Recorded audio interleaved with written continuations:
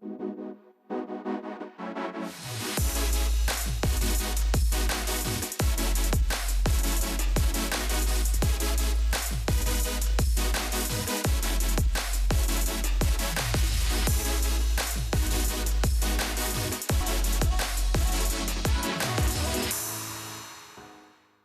êtes bien sur Éclair TV, chaîne numéro 23 de votre satellite et c'est bien votre quotidienne KNF. Tous les jours, midi, 18h, 23h, on vous parle un peu de tout ce qui se passe en Guadeloupe et bien sûr, on vous parle aussi de mémoire cellulaire. Je passe du coq à l'âne comme ça parce que oui, j'aime ça. La mémoire cellulaire, est-ce que ça vous parle? Qu'est-ce que c'est? Eh bien, pour en parler, je reçois bien entendu une professionnelle qui deviendra bientôt ma nouvelle chroniqueuse, Audrey Geta. Nous fait. Ça va. Du coup, on va parler effectivement de mémoire cellulaire aujourd'hui. Donc la mémoire cellulaire, c'est en fait notre corps a une base de données, donc une fabuleuse base de données qui va vraiment enregistrer toutes nos informations, toute l'histoire de notre enfance, de notre adolescence et même des histoires ancestrales en fait. Donc ça veut dire qu'en moi, j'ai la mémoire de mes ancêtres. Ah, tout à fait. Ce n'est pas un film, parce que tu sais, dans les films, souvent on dit ouais, mais que la force de mes ancêtres soit... Donc c'est vrai. Oui, c'est totalement vrai. Il y a vraiment vrai. une part de mes ancêtres en moi, mais comment est-ce que ça s'intègre à quoi? À mes cellules? À quoi exactement? Alors, cette mémoire? Dans quoi cette mémoire s'imprègne? Donc cette mémoire s'imprègne effectivement dans nos cellules, ouais, puisque c'est une mémoire qui est héritée et une mémoire aussi qui est liée du coup à nos émotions, ouais, puisqu'en fait on aura une charge émotionnelle qui va être enregistrée dans notre corps. Okay. Du coup, chaque fois que cette charge émotionnelle sera activée, elle va faire appel à un souvenir, à quelque chose en tout cas qui aura été difficilement digéré, ou dans le cas où c'est positif, quelque chose qui a été très important, très impactant pour nous.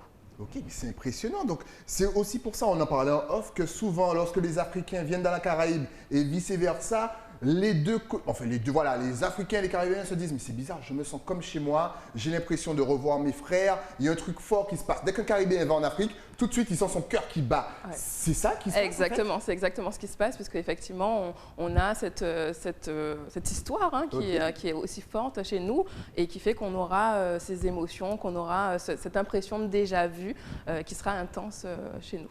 Et est-ce qu'il y a moyen d'aller plus fort que cette impression de déjà-vu, de développer, je ne sais pas, que vraiment on ait vraiment la mémoire qui nous revienne, avec peut-être des automatismes, avec peut-être des réflexes? Est-ce qu'il y a moyen d'aller plus loin que ce déjà-vu et de vraiment réactiver sa mémoire? Oui, tout à fait. Hein. Il y a moyen de réactiver sa mémoire hein, par plusieurs techniques. Hein. Donc des techniques, soit l'hypnose ou bien des techniques un petit peu plus profondes en kinésiologie de libération émotionnelle qui vont vraiment permettre justement d'activer cette mémoire-là de façon positive quand on a envie de se dépasser, quand on a envie de faire appel à nos mémoires qui sont beaucoup plus positives, beaucoup plus, je dirais, entraînantes. Ouais. Et il y a aussi malheureusement nos mémoires négatives qui là vont entraîner des croyances limitantes, ouais, qui vont entraîner des programmations, des schémas répétitifs et on va se rendre compte qu'on fait la même chose que nos parents, qu'on a les mêmes comportements, les mêmes agissements et on va se dire mais zut, je comprends pas, je veux pas faire comme maman, je veux pas faire comme papa et pourtant je fais exactement la même chose. Est-ce qu'il y a une façon alors de se réparer au niveau cellulaire et donc au niveau de la mémoire de nos cellules? Tout à fait. Pour ne pas faire justement la même chose? Tout à fait. Alors déjà, la première chose à faire, la première étape, c'est d'en prendre conscience. Ouais. Parce que si on n'a pas conscience... C'est un petit peu dans tout ça. Dès que vous faites quelque chose de pas bien, prenez conscience que ce que vous faites, c'est pas bien. Exactement, parce que si on n'a pas conscience en fait que c'est quelque chose qu'on fait de manière automatique, hein, qu'on fait, qui nous appartient pas, ou des fois qui nous appartient mais qu'on fait de manière automatique, c'est vrai que ça va être compliqué de pouvoir modifier, de pouvoir changer les choses. Ouais. Donc la première étape, c'est d'en avoir conscience et ensuite après de pouvoir libérer cette émotion, de pouvoir libérer justement ce qui a été intégré dans le corps. Comment fait-on justement pour prendre conscience de cet état? Alors généralement, c'est plus souvent par les autres. C'est les autres qui vont nous dire pourquoi tu agis comme ça à chaque fois, tu es dans cette colère-là, inexpliquée. Parce que c'est souvent lié à des émotions qui sont vraiment inexpliquées, qui vont ressortir, qui vont ressurgir, qui vont rejaillir de façon exponentielle. Et on va se dire, mais pourquoi j'agis comme ça alors que pour une autre personne, ça n'a pas le même impact. Okay. Donc c'est vrai que c'est souvent par rapport aux autres qui vont nous faire remarquer qu'on a un comportement inadapté. Donc limite, ça va toucher à la mémoire ancestrale parce que souvent, on entend dire « ouais, mais vous les Noirs, c'est pas vous qui avez subi l'esclavage, c'est pas toi qui a été fouetté ». Mais au final, si on t'écoute, C'est moi qui ai été fouetté. Ah ben, un peu, Mon corps se souvient de quelque chose qu'a vécu mon ancêtre. Et effectivement, c'est un peu ça, puisqu'effectivement, quand on regarde des films, quand on regarde des choses injustes, en tout cas qui sont en lien avec l'esclavage, on a cette émotion qui nous vient aux tripes, et on est en colère, on est démunis, on est vraiment dans une émotion forte et qui est effectivement liée à cette mémoire ancestrale. Excellent. Donc on rappelle que tu es donc kinésiologue. Tout à fait. Quelle est la place justement de ton métier dans cette mémoire? C'est-à-dire que est-ce que tu actives, est-ce que tu réactives, est-ce que tu arrives justement à réparer la mémoire cellulaire? Comment est-ce que tu nous aides? Comment est-ce que tu peux m'aider? Alors tout simplement, j'ai un outil merveilleux en kinésiologie qui est le test musculaire. Donc je vais pouvoir tester 42 muscles. On a beaucoup plus que 42 muscles, mais je vais pouvoir tester 42 muscles, ceux qui sont testables. Et à partir en général du deltoïde, donc du bras, je vais pouvoir m'appuyer sur ce test musculaire pour voir effectivement quels sont les blocages. Puisque effectivement, le muscle est le miroir de nos émotions. Si aujourd'hui, du coup, tu n'as pas une tonicité musculaire, c'est qu'il y a un blocage, c'est qu'il y a un stress, c'est qu'il y a quelque chose qui ne va pas. Puisque si on arrive à être dans cette posture, assise ou debout, c'est qu'on garde cette tonicité. Mais dès lors qu'on a un stress, qu'on a l'annonce d'une maladie, qu'on a une mauvaise nouvelle, on aura justement une diminution de la tonicité musculaire. Donc à travers cet outil justement magnifique que je vais pouvoir interroger ton corps, donc pouvoir trouver quel est le conflit neuro-émotionnel, quel est l'endroit où justement il y a eu cette mémoire enregistrée qui fait qu'aujourd'hui tu n'arrives pas à atteindre tes objectifs ou qui fait qu'aujourd'hui tu es en décalage dans ce que tu voudrais être dans ta vie tout simplement. C'est fou ça, le muscle et le miroir. C'est vrai que je ne le savais pas. Je savais qu'effectivement on pouvait être un petit peu crispé quand on avait un problème, mais de là à se rappeler par rapport au muscle, tout à fait. C'est fou. Donc en fait notre corps te parle. Exactement. En fait je traduis juste le corps. Je dis en général quand on me demande qu'est-ce que la kinésiologie, surtout quand je dois l'expliquer aux enfants, je dis juste que je suis une traductrice des mots du corps. Peut-on devenir son propre traducteur? C'est-à-dire est-ce qu'on a des bases? Est-ce que quand même on peut avoir quelques notions? Oui, tout à fait, parce qu'on a aussi ce qu'on appelle un pendule interne. Donc en fait on peut écouter son corps à travers ce qu'il nous dit, donc par des techniques que j'apprends en kinésiologie qui va vraiment nous permettre de savoir si c'est en adéquation avec nous, si c'est en harmonie avec nous. Donc on peut s'auto-tester. Donc là c'est pas vraiment de la kinésiologie pure et dure, parce que la kinésiologie on a besoin d'être deux, on a besoin du testeur et du testé. Mais là ça correspond plus à une autre technique qui serait le brain gym, qui va permettre justement de s'auto-tester, de comprendre un peu nos conflits tout simplement. Qu'est-ce que le brain gym? Pour bien expliquer encore une fois, il y a des jeunes là, ils ne parlent pas encore anglais, mais c'est pour bientôt, vous allez devenir bilingue. Qu'est-ce que le brain gym? Donc le brain gym, c'est une pratique qui étudie le cerveau, le comportement du cerveau, qui a été érigée par Paul Denison, qui était un professeur et qui s'est rendu compte effectivement qu'au niveau scolaire, qu'on avait beaucoup de problèmes, de troubles d'apprentissage. Donc il a dû mettre en place pas mal de choses, pas mal d'expériences pour pouvoir s'adapter à tout ça et apporter justement dans sa technique un supplément pour que les personnes puissent apprendre facilement, puissent intégrer une information facilement, parce qu'il ne s'agit pas que pour les enfants, et c'est aussi pour les adultes, afin qu'ils puissent intégrer facilement une information. Ok, d'accord. Est-ce que notre cerveau est déjà prédestiné à réaliser quelque chose dans le futur? Alors ça, si on a déjà une mémoire cellulaire, est-ce qu'on a une sorte de composition interne qui nous prédestine déjà à quelque chose et à un avenir radieux, comme devenir peut-être kinésiologue? Alors tout à fait, parce qu'en fait, je parlais de ça tout à l'heure en parlant des programmes et des schémas. Quand on a justement reçu une certaine éducation, quand on a eu des habitudes, ça devient des croyances. Et à partir de ces croyances, effectivement, on dirige nos vies, et du coup, ça nous permet d'aller dans une direction ou dans une autre. Par contre, ce qu'il faut bien savoir, c'est que ce n'est pas quelque chose qui est fixe. On peut modifier ça, on peut changer ça justement. Si on a envie de le changer positivement, on peut le faire. Donc il y a moyen de changer, il y a moyen de, même si c'est quelque chose de tracé, quelque chose qui est de l'ordre de la programmation, il y a quand même moyen de changer les choses. Est-ce qu'il y a peut-être, je dirais, est-ce que l'homme est plus impacté par justement sa mémoire cellulaire que la femme ou vice-versa? Non, il n'y a pas de différence entre hommes et femmes, et on est impacté exactement de la même façon. Donc tu nous as dit comment tu détectes justement tous les mots qui peuvent nous faire du mal, qui peuvent nous faire souffrir. Comment est-ce que tu soignes? Alors, comment je soigne? Alors, je ne soigne pas. Parce tu ne soignes pas. Voilà, je ne suis pas médecin. Je ne suis pas marabout. Mais par contre, je vais aider, je vais accompagner. Et comment j'accompagne? C'est tout simplement en libérant l'émotion, en libérant le stress émotionnel, en libérant cette décharge émotionnelle qu'on peut avoir par différentes techniques. En général, ça peut être des exercices aussi à faire hein, de décharge émotionnelle où on va vraiment visualiser quelque chose, remplacer une émotion négative par une émotion positive, sachant que le but aussi de la kinésiologie, c'est pas de changer votre vie en un claquement de doigts ou bien d'aller dans une machine à remonter le temps, ce sera juste de changer la perception que vous faites d'un événement. Parce qu'en changeant effectivement la perception d'un événement, on change la perception qu'on a de sa vie, la perception qu'on a du monde tout simplement. Donc ça va pouvoir améliorer les choses et pouvoir être, je dirais, plus optimiste et passer à des choses plus positives. Est-ce que le Guadeloupéen a conscience de tout ça, c'est-à-dire mémoire cellulaire? Est-ce que dans notre société, on se laisse le temps d'intégrer ce genre de concept? Ou est-ce qu'on est trop fier et donc ce sujet est limite tabou et on ne le prend pas forcément au sérieux? Est-ce qu'en 2021, quand même, on est en mode open mind? Ah oui, quand même. Il y a quand Ouverture d'esprit, pardon les enfants. Il y a quand même pas mal d'avancées. Je dirais qu'aujourd'hui, les gens sont de plus en plus conscients de ça.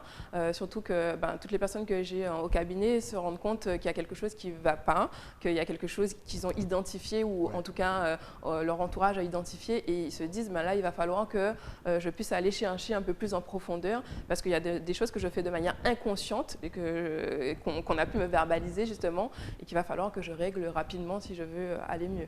Parce que quand ça touche des petites problématiques, ça va, mais à partir du moment où ça touche le corps, là, ça devient compliqué parce qu'effectivement, quand les mots sont trop importants, parfois, les mots MOUX deviennent malheureusement assez importants aussi. Et pourquoi a-t-on l'impression que c'est toujours le négatif qui l'emporte sur le positif?